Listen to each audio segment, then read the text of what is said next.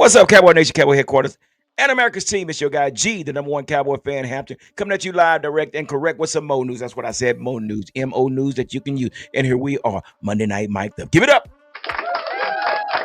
Yeah, I'm a little solo dolo tonight. I think football junkie, he's on a mission. He's running around, got some things to take care of today. So I'm gonna hold it down, man. I can hold it down. I just need you guys to chime in and take our time to listen what's being brought to you on this Monday Night Mic'd Up show tonight.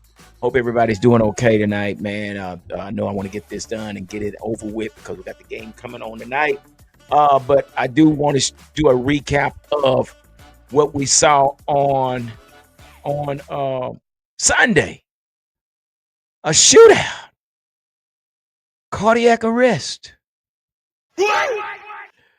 anger management, excessive drinking, all above. That's the type of game we witnessed on Sunday. A game that, yeah. But the final score was 40-37 in final overtime. Cowboys come out with a win. Cowboys actually scored 40 points in a game. That's what I said. Was scored 40 points in a game. So with that being said, guys, before we get started, I want to say thank you for all you guys that chime in and stop by to hang out with. Big shout out to Track Hawk. Just talked to him over the weekend. We talked about the game and yeah, so I'm sure he's chiming in. He's watching tonight. Big shout out to them Texas Tech Red Raiders as well. Give it up. Yeah, me and him got something in common. So yeah, we got loyalties to Texas Tech. So yeah, don't worry about it. We're doing our thing in silence. But anyway, so here we are tonight. Going to do a recap. As you can see the title: Cowboys offense hot, Cowboys defense not. Give it up. Man, don't get used to this dirt on my face because it's coming off tonight. Believe me, I was just messing around, didn't get a chance to do no shaving, and I was off 3 days or 4 days, and just yeah, it's coming off tonight or in the morning, 1 or 2. So I want to get into this, man. So I guess let's start with the injuries that we have. Starting with Cooper Beebe. Now, let me see, I got him right here. So, starting with Cooper Beebe, it's been told that Cooper Beebe was going to probably be out a while um, due to a high ankle sprain. Yeah, that's not good. But Cooper Beebe has done such a great job in his 2 years with the Cowboys. Now you got to remember he moved from a guard position in college to our number one center, and I'm gonna tell you something. Give it up for Cooper Beebe because he has held it down for the last 2 seasons.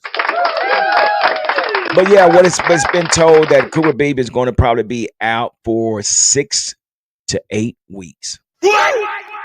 Yeah, 6 to 8 weeks that he's going to miss because just due to this high ankle sprain. But don't fret. There's no reason to fret because we do have someone in to fill in his spot, and that's going to be Brock Hoffman. Brock Hoffman is not he's not new to this, but he's used to this. So I think we won't have a big drop off, but I think it's going to take a little time for him and Dak to get on the same page. But Brock Hoffman has played this position. This is one reason I said that this is the reason we kept Brock Hoffman because we brought in Tyler Booker, and we thought that was going to move, Brock Hoffman out of the way, but we kept him as a depth on a depth chart just if this situation should happen, and here it is, it has happened.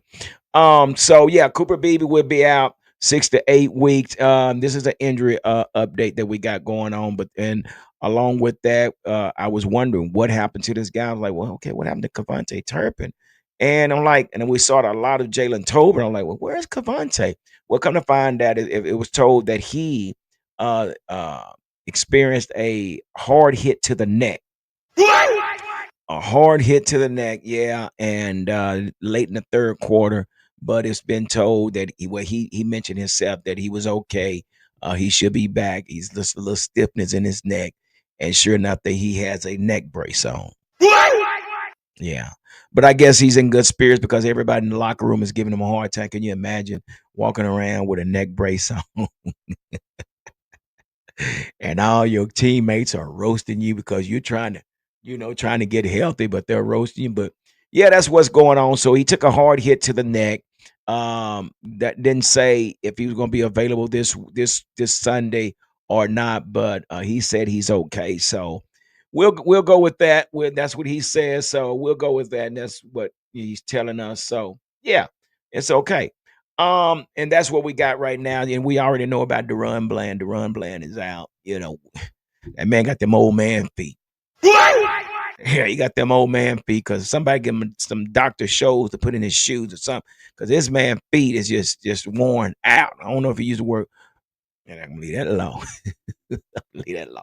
But anyway, so I have a question. Because there's a lot of things taking place, and I'm gonna ask this question. So the question to you guys is: can this Cowboys team depend on a bunch of independent contractors? And y'all probably saying, what are you talking about, G? There's a bunch of independent contractors on this team. We got a bunch of 1 and 2 year contractors on this team. They're not even on full year contracts, extended contract, but we got a bunch of it. But the question is it possible? Especially on this defensive side of the ball, Jack Sanborn, Kenneth Murray Jr., Deontay Fowler, Khair Elam. So, so that's something that we need to ask ourselves: will we be able to be successful with a bunch of independent contractors? And it's as yet to be seen. But with that being said, yeah, here we are. So let's get right into the tail of the tapes. I'm gonna bring this up and let's go and get right on into this and uh, actually do a recap of what we saw before. So yeah, the final score of 40 points, man. We scored 40 points, man. We was rocking out there. That offense, I told you that offense is hot, that defense is not. 40 points. And I'm gonna tell you something, guys. This offense is everything we've been needing. Okay. It's totally different. It's a totally different offense. And so I know some of you guys saying, well, we had a problem, but look at this.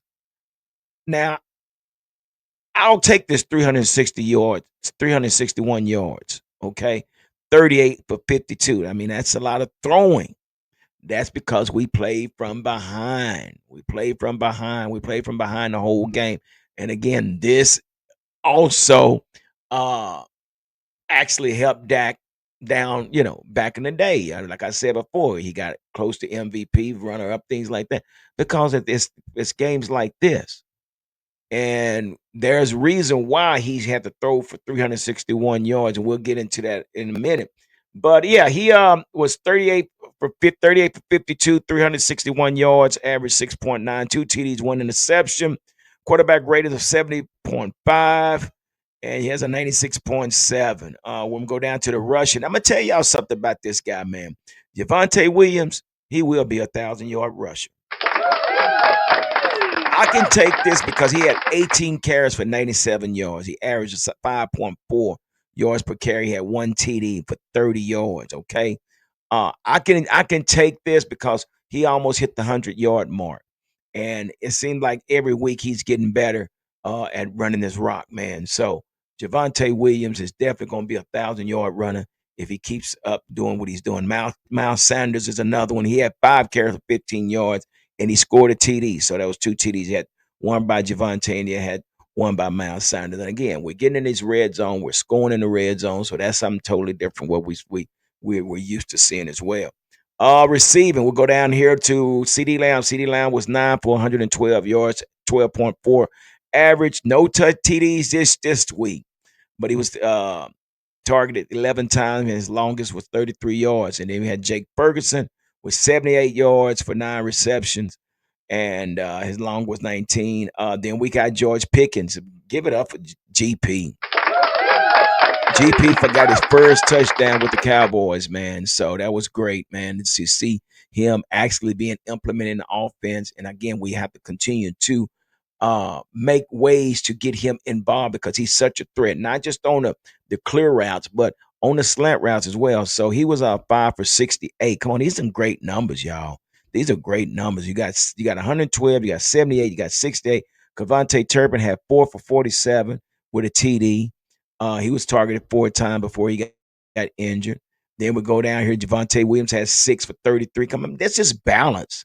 This is total balance, is what we're looking for. Okay, when it comes to this offense, and when you have this many weapons, so this is what we're seeing. Jalen Tolbert had 2 for 16. He dropped them. He dropped a critical ball, man, and I don't know. I don't know. I really would hope that Jonathan Mingo would get healthy and get some of these reps as well. But I'm just not sold on Jalen Tolbert right now. Who else? Yeah. So we got those guys down there, and Dak had one fumble, and we'll get into this defense in a minute. But now let's go ahead and get into this defense. Um, yeah, there's your tackles, your solos, things like that. Um, if you want to talk about that. But again, when I talk about this offense, man, I'm just just good. I'm just excited to see that this offense is making strides and it's being uh, effective, and it's they're executing plays. Now, let me say this about the Giants. I think the Giants were doing a little bit more penetrating on the Cowboys front line. That's why we didn't see a lot of the pulls and the trap and the cross blocks and things like that, because they was penetrating pretty good. But again, at the end of the day, this offense did well, man. And I always say this, you can win with 17 points. You can win a game with 17 points, but you can't give up 20 points. Okay? You can win with 6 points, but you can't give up 7 points. So this is the way this game was. Every time we made stride, we continued to give up more points to Russell Wilson. Big shout out to Russell Wilson. Matter of fact, let me get to this. I want you guys to see this real quick before we get into get any further. Let's go back up here real quick. I want y'all to see this. That's balling right there, y'all. 30 for 41. 450 yards, 3 TDs, one interception.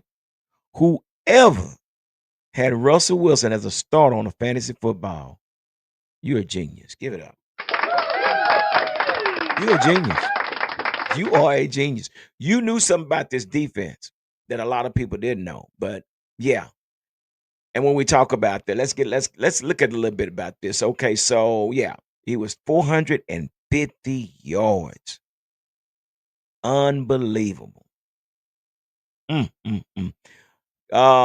Cam Scatterboo basically had, again, the run game wasn't a problem. It wasn't a run game. He had only one TD. It was more about us and this defense. Again, I said, Cowboys hot offense, hot. Cowboys defense, not. Let's get into the problems. Let's get into the problems with this defense, because and I know we can take the win, man. And same thing last week, man. We could have won that game. It's just we have this bend don't break defense. So it's more about we play the zone and we keep everything underneath. And that can only work for so long. Now, I think our biggest problem is we don't have no edge rushers.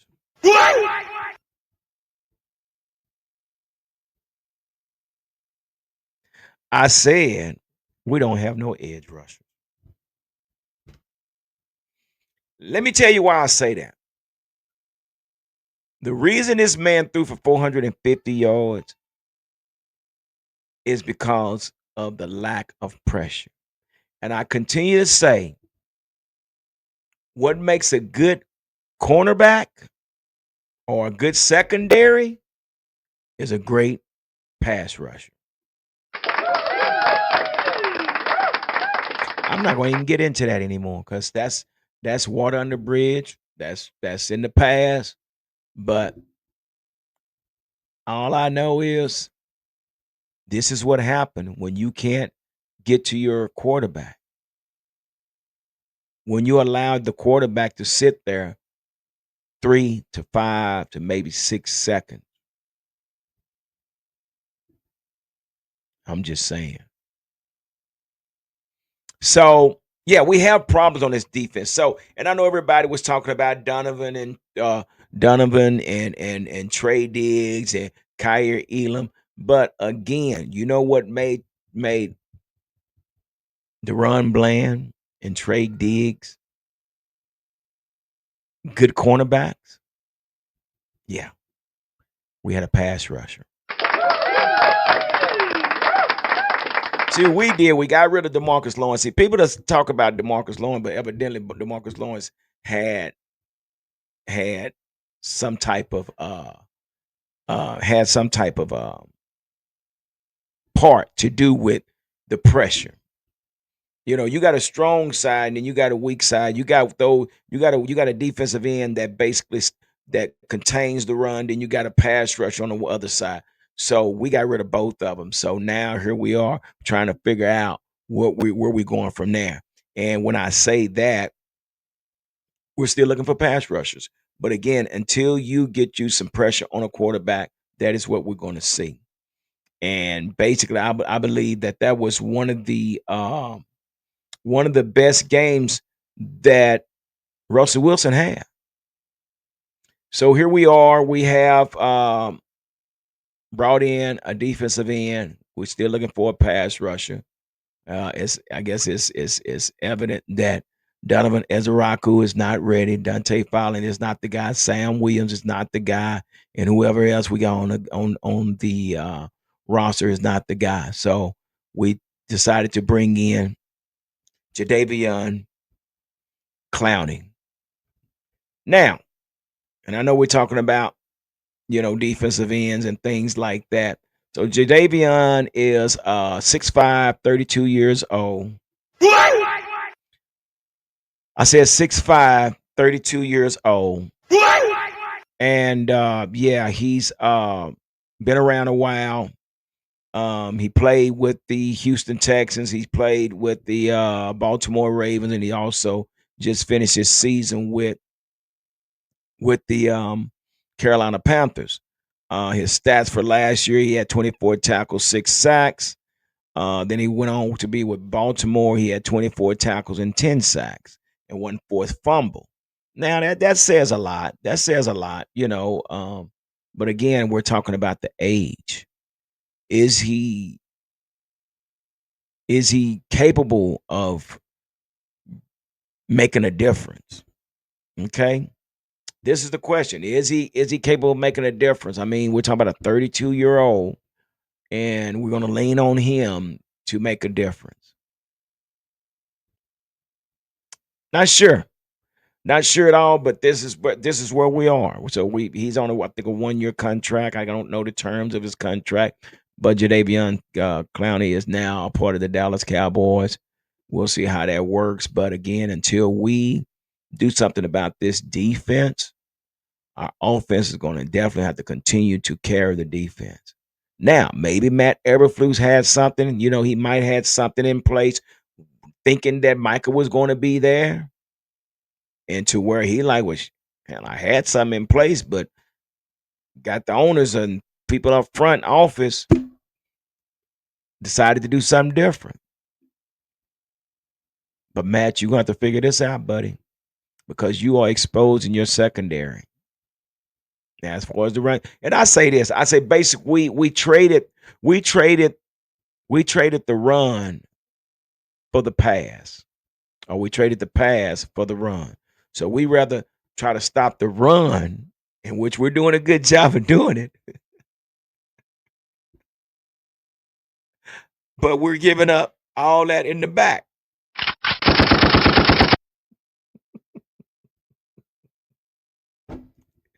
I can't make this up. But again, this is where we are. Again, I major kudos to this offense and Dak running this offense like he's been running. But I continue to get GP involved, get him more involved in this offense, because the guy is a major threat. There's no reason we should be really and truly. We should be putting 40 points up a week. We really should be putting 40 points up a week with the weapons we have. We're talking about uh GP, J Dub, Dak, CD, KT, Cavante Turpin. We got so many weapons. We got Jake Ferguson. We got so many weapons. We should be putting up 40 points every week. But this defense is going to have to catch up. And that's just it. And until they do that, we're going to continue to be carrying the defense. But anyway, guys, I thank you, man, for hanging out. Well, I just want to get on here and do the recap with you guys. Like I said, Cowboys offense is hot and the Cowboys defense not. Do me a favor, make sure you hit the like button down below. Make sure you hit the subscription button, and also make sure to hit the notification bell so you will be notified when the next video is posted. I'm gonna say this here, and I'm gonna leave it at this. This that I do it for my brand, the Cowboy Huddle podcast, as a content creator.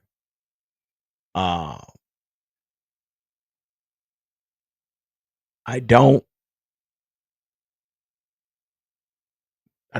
follow the crowd. And there's certain things, let me just say this. There's certain things that I have to do in the best interest of my brand. I'm not here to promote nobody else's brand. I'm here to promote my band, the Cowboy Huddle podcast. I had to make some tough decisions here within the last 24 hours. And the decision was a tough decision. And it has nothing to do with any other content creators that come on the panel. This is something outside of just the channel itself, but the affiliation with certain things and certain organizations and certain individuals.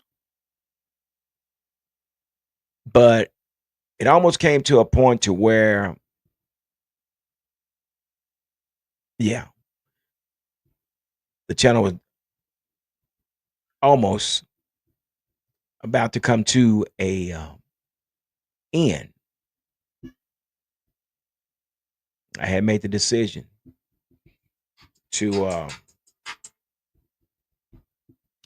yeah. But again, it's about the brand, my brand, the Cowboy Huddle podcast. And I'm gonna do what's right for the Cowboy Huddle podcast. And that's what I'm affiliated with. All the other outside noise and everything that's taking place outside of what the Cowboy Huddle podcast, I'm not attaching myself to those type of things that goes on outside of this Cowboy Huddle. But I'm going to focus only on the Cowboy Huddle podcast, and I appreciate each and every one of you. I don't care if I get 5 views. That's 5 people that saw interest in the video that I posted. I don't care if I get 300 views. But I do this because I have a passion of the Dallas Cowboys, born and bred. And I know things change, and I don't agree with everything, but I'm going to do what's in the best interest of the Cowboy Huddle podcast. I just wanted to share that with you guys because, man, I'm telling you, I was on the brink of just shutting the whole channel down. I really was. But, yeah, I think I'm going to stick around a while. And I appreciate you guys. So with that being said, guys, again, like I say, continue to be safe. Continue to be blessed. And whatever you do, man, whatever you do, be kind. Be kind. All right. Yeah, we'll get together on Wednesday night. Check us out on Wednesday night. That's gonna be the What's Up Wednesday. We'll be doing the live stream on Wednesday night. We'll have other content creators on here. We'll have a great panel of people on here. We'll probably do a recap and we'll do the preview before the Chicago game. So you guys check in on Wednesday night, chime in, and let us know what you think. Deuces.